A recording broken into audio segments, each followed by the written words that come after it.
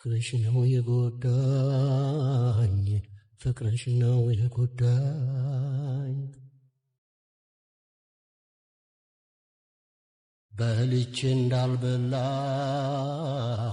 ጠጥቼ እንዳልጠጣሁ ያረገኝ ፍቅርሽ ነው መቻጣሁ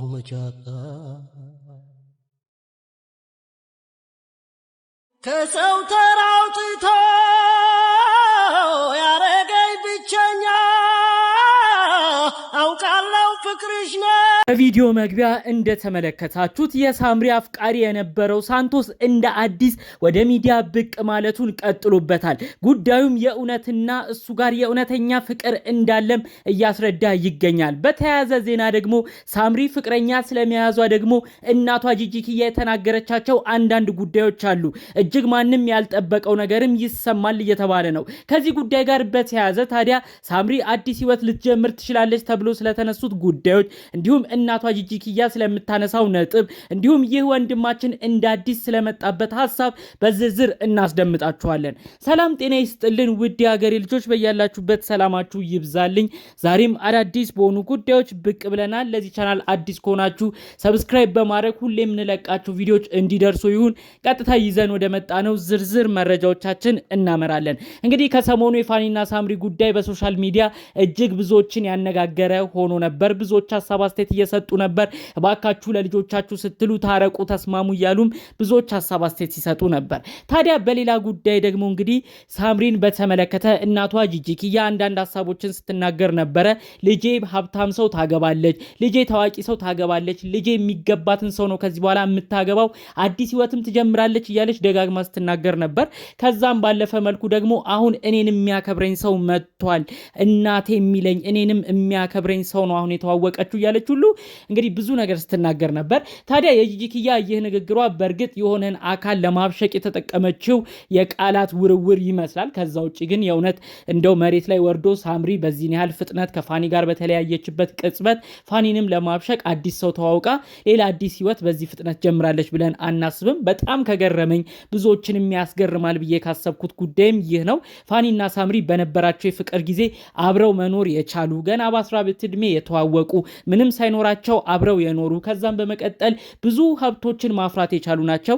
ታዲያ ተለያይተው ባለበት ቅጽበት ራሱ አንዳንዶች በፋኒ በኩል ሆነው ሳምሪን አናዳታ፣ ፋኒ አንተ እኮ አዲስ ሰው ይገባሃል፣ ሌላ ሰው ተዋውቀህ አዲስ ሴት ይዘ ሳምሪን አስቀናት የሚሉት ሰዎች ነበሩ በኮመንት። በሳምሪን በኩል ሆኖ ደግሞ እንግዲህ ፋኒን አስቀኙ፣ እሱ ስራ አይወድም፣ ብዙ ተጫውቶብሻል፣ ስለዚህ እሱን ለማስቀናት የሆነ ሰው ይዘሽ ደግሞ አንቺ አዲስ ህይወት ቀጥ እያሉ ብዙዎች የሚናገሯት አሉ። እንዲሁም እናቷ ጂጂኪያ ራሱ እሷ የሚገባት የተማረ ሰው ነው፣ ውጪ የሚኖር ብዙ ነገር የሚሰራ ነው፣ ስደተኛ ዝም ብሎ በባህር የመጣ ወረቀቱን ያላስተካከለ ያልተማረ ለልጄ አይመጥንም፣ ስለዚህ የምትተዋወቀውን ሰው ታያላችሁ ሁሉ እያለች እናቷም ጂጂ ስትናገር ነበር። ነገር ግን እንደነዚህ አይነት ግፊቶች ባሉበት ሁኔታ ራሱ ፋኒም ሳምሪ ምንም አዲስ ህይወት የጀመሩት ነገር የለም። እልህ መጋባታቸው አንድ ሁለት መባባላቸው እንደምትመለከቱት የቀጠለ ቢሆንም እነሱ ግን በአንድም ቦታ ላይ እንግዲህ አዲስ ህይወት ለመጀመር ራሱ ምንም አይነት ነገር አላሳዩም።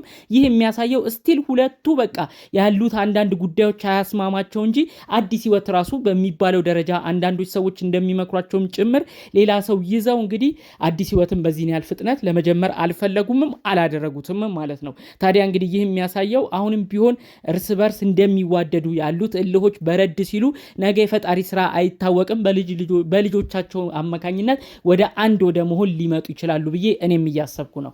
ታዲያ እነዚህ ጉዳዮች ደግሞ ባሉበት ሁኔታ ነው ሳንቶስ የተባለ ወንድማችን እንደ አዲስ ደግሞ ዛሬ በቪዲዮ የተከሰተው ማለት ነው። ይህ ወንድማችን እንግዲህ ለሳምሪ ያለውን ፍቅር መግለጽ ከጨመረ ወራቶች እየተቆጠሩት ይገኛሉ። ይህ ወንድማችን እኔም በስልክ ለማውራት ሞክሬ አግኝቸው ነበር። ታዲያ ብዙዎች የሚያነሱትን ጥያቄ አንዳንዶች ለመፈመስ የሚያደርገው ጥረት ነው፣ ሌሎች ደግሞ እንግዲህ ያው እሷ ውጪ ስለምትኖር በእሷ የሚሆነ ጥቅም ለማግኘት ነው እያሉ ብዙ ጥያቄ ይነሳበት ነበረ። ታዲያ ይህን ጥያቄ እኔም በወቅቱ አቅርቤለት ነበር። ታዲያ ይህ ወንድማ ወንድማችን እጅግ የተረጋጋ ነው ንግግሩም እና ሁሉን ነገር በስርዓት ነበር ያስረዳኝ። ታዲያ ሳንቶስ ወንድማችን ያለው እኔ የሚባሉት ነገሮች ሁሉ እኔን አይወክሉኝም፣ ለጥቅም ብዬም አልቀረብኳትም፣ እንዲሁም ደግሞ ዝናን፣ ፌመስን፣ አነጋጋሪነትን ለማግኘት ብዬም እሷን አፈቀርኩ አልልም። እንዴት ነው የሰው ልጅ ሊፈቀር የማይችለው? ፍቅር እኮ በገጠመኝም የሚሆን ነው። እኔ ከበፊትም አያት ነበረ፣ በጣም ብዙ ነገሯ ይመቼ ነበረ። ከዛ በየቀኑ ደግሞ ለእሷ ያለኝ ነገር እየባሰ ሲመጣ ፍቅሩ እያየለብኝ መጣ። ስለዚህ አንዳንዶች እንደሚረዱት ለመፈመስ፣ ለአነጋጋሪነት እንዲሁም በቃ ለሌሎች ጥቅማ ጥቅሞች በሚባል ነገር አይደለም። እኔ ለእሷ ንጹህ ፍቅር ነው ያለኝ ሁሉ ብሎ ሁኔታውን አስረድቶኝ ነበር ማለት ነው። ከዚህ በፊት እንግዲህ በተለያዩ የሀገራችን የአዲስ አበባ ከተሞች ላይ እንግዲህ ፖስተሯን በማሰራት ነው እንግዲህ የተለያዩ ሀሳቦችን ሲሰጥ የነበረው። ሳምሪ በጣም የምትወደድ ፈጣሪ እንዴት አድርጎ ቢሰራት ነው እያለ የተለያዩ ጥቅሶችን በመጠቀም ከፎቶዋ ጋር በማቀናበር ነው እንግዲህ የእሷን ምስል በተለያዩ ቦታዎች ላይ ከተሞች ላይ እንግዲህ እየተዘዋወረ የነበረው ይዞት። ታዲያ ከዛ በኋላ ደግሞ እንግዲህ ጠፋ ብሎ ነበር። አሁን እንደ አዲስ ሲመጣ ደግሞ እኔ ሚስት ባገባ እንኳን እሷን ማፍቀሬን አላቆምም ብሎ በቪዲዮ መግቢያም እንደተመለከታችሁት ፖስተር እንደ አዲስ አሰርቶ ቲሸርትን በሷ ስም እንደ አዲስ አሰርቶ ፍቅሩን ለመግለጽ ሲሞክር የነበረበትን ነገር ነው ያሳየን። ታዲያ እንግዲህ ያው ሳንቶስ በተለያዩ ቦታዎች ላይ ይህ የፍቅር ሁኔታው ይህ የፍቅር መልእክቱ ለሷ እንዲደርስ ጥረት እንዳረገም ሲነግረን ነበረ። እሱም በተለያዩ ቦታዎች ላይ በሷም የቲክቶክ አካውንት ላይ ኮመንት ሲያደርግ ነበረ። የፍቅር ጥያቄውን የፍቅር መልእክቱንም ሲያቀርብላት ነበር ማለት ነው። እሷ እንግዲህ እያንዳንዱ የሚላኩትን ነገሮች እንደማታየው ግልጽ ነው። ምክንያቱም ብዙ ኮመንቶች ነው የምታስተናግደው ከሰሞኑ ባለችበት ሁኔታ።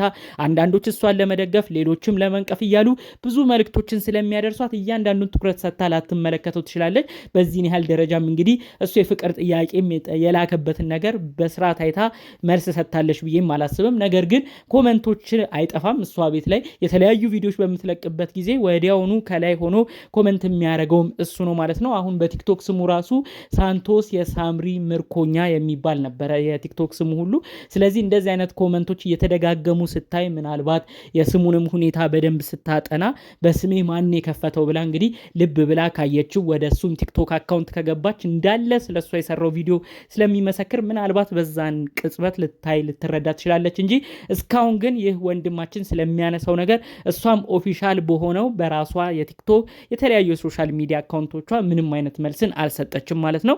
ታዲያ ይህ ወንድማችን በጠቅላላው በፊትም የተናገረው አሁንም እያለ ያለው ፍቅር የቱ ጋር የያዛችሁ አይባልም። አንዳንዶች ወቀሳ ሲያደርሱኝ ነበር። ፍቅር እኮ በቀጠሮ አይሆንም። ፍቅር እኮ እከሌላ ፍቅረው ተብሎ ብቻ የሚፈቀር ነገር አይደለም። ሰው ይህን ነገር ከግምት ቢያስገባልኝና ሊረዳ ቢችል ጥሩ ነው በማለት ጭምር ነው ለኛም ሐሳብ አስተያየቱን ያደረሰን ማለት ነው። የእውነት ይህ ወንድማችን የሚናገረው ንግግር በጣም በቃ እጅግ በተረጋጋ ሁኔታ እንዲሁም ደግሞ ብዙ ነገሩ እንግዲህ ስርዓት ባለው መልኩ ነው ያለውን ነገር ሐሳቡንም ሲያስረዳን የነበረው። እኛ መጀመሪያ እንደማንም ኦዲየንስ ይህ ነገር ለመፈመስ የሚደረግ የመጀመሪያ ሰሞን ስራ ነው ሁሉ እያለን ከሌሎቹ ጋር የሚነሱትን ወቀሳዎች ለሱ ሁሉ የተለያዩ ነገሮች ስንል ነበረ። ነገር ግን እሱም ለማስረዳት በሞከረው መልኩ ሰው ልጅ ለምን ተፈቀርክ አይባልም፣ ፍቅር የቱ ጋር እንደሚይዝ አይታወቅም፣ ሰው ይሄንን ይረዳ። በሌላ በኩል ደግሞ አንዳንድ ቦታ ላይ እናቷ ጂጂ ኪያ ብዙ ነገር ስለ ልጇ እንዲወራ ስለምትፈልግ የጂጂ ክፍያም ሊኖር ይችላል። ጂጂ ከፍላው ነው እንዲምታስደርገው ልጇ ተፈላጊ ነች ተብሎ እንዲታሰብ የጂጂ ስራ ነው ሁሉ እየተባልኩ ብዙ ተወቅሻለሁ። እሱም ነገር እኔን አይወክለኝም። እኔ አንድ እውነት አለኝ፣ እሱም ፍቅር ነው ከሷ ያለኝ በማለት ነው እንግዲህ ደጋግሞ ሐሳቡን ያካፈለን ማለት ነው።